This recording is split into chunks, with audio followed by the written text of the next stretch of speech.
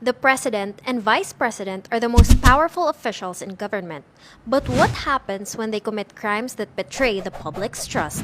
What mechanism do we have in place to keep our political figures accountable?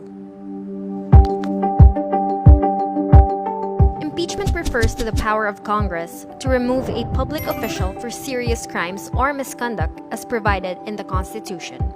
This means that even the president can be removed from the office if they betray the trust of the people. The Philippine impeachment process is largely based on the U.S. model, though some changes have been made. For example, the number of times a president can be impeached in a year and the percentage required for both impeachment and conviction are slightly different. Impeachment is something that is enshrined in our Constitution.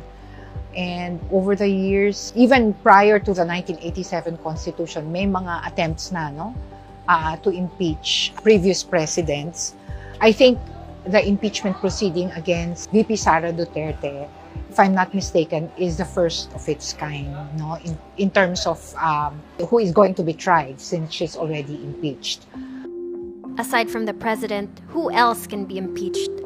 In our government, the president, vice president, members of the Supreme Court, members of the constitutional commissions, and the ombudsman are all considered impeachable officers. The reasons or charges can be treason, bribery, betrayal of public trust, high crimes, graft and corruption, among others.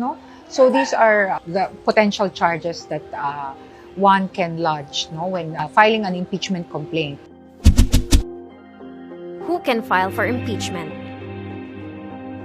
A member of the House of Representatives, any person, any citizen, as long as they have the endorsement of a member of the House, a verified complaint or resolution of impeachment filed by at least 1/3 of all members of the House can file an impeachment complaint.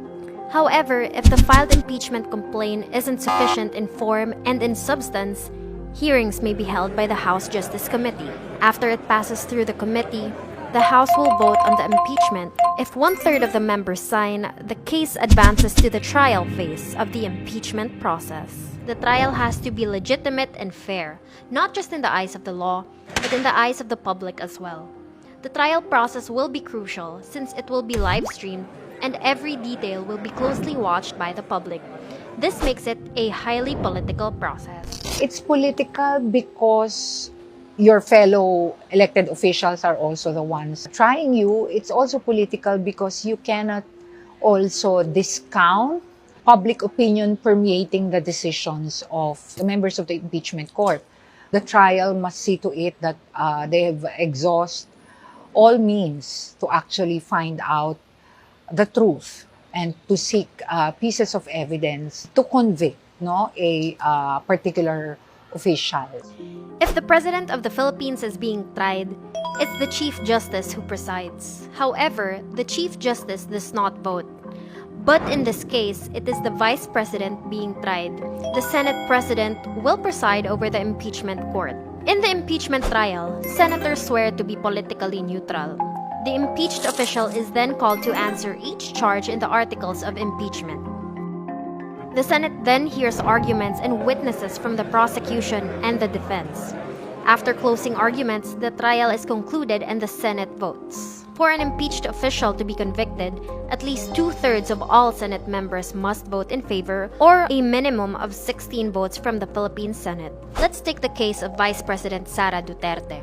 If she were found guilty, the position of Vice President would be vacated. In that situation, the President would have the authority to appoint a new Vice President from among the members of Congress. Both houses of Congress would then vote separately to approve the President's choice. So, why is impeachment important?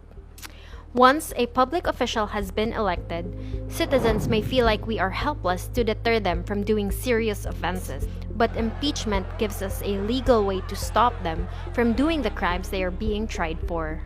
Para sa UP community, bilang national university, kailangan nating suriing mabuti, subaybayan, panoorin ang paglalatag nitong impeachment court and kumilos kung kailangang kumilos magsalita sa lahat ng mga forum, sa lahat ng mga espasyo kung saan pwede tayong magsalita. At ibigay ang ating opinyon, kuro-kuro, at huwag tayong tumigil na ito ay pag-usapan. Dahil ito ay issue ng accountability na napaka-importante sa isang demokrasya.